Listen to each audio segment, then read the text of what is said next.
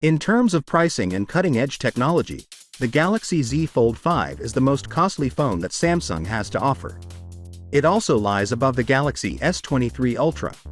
The Z Foldables will outsell the S-Series Live UP by 2025, according to Samsung's CEO. Enter the innovative 360-degree folding hinge. With this groundbreaking technology, the Z Fold 5 could fold inwards and outwards, which had never been done on a single phone before. We either have an inner folding smartphone or an outer holding smartphone. There is no folding phone that can do both.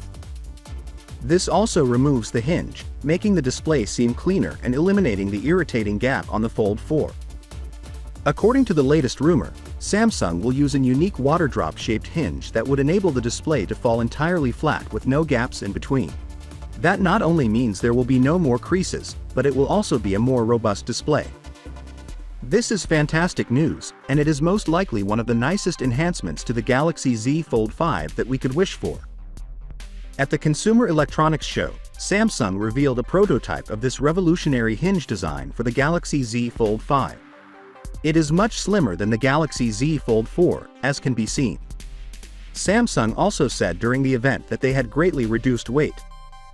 Thickness and weight have been two of the Z Fold lineup's main issues, and it seems that Samsung will finally solve them with the Z Fold 5, along with the crease.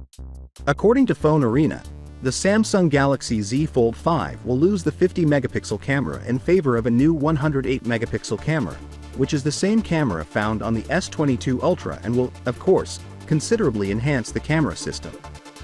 According to the rumor, it will be complemented by a 64-megapixel telephoto camera with 2x optical zoom, as well as a 12-megapixel ultra-wide camera.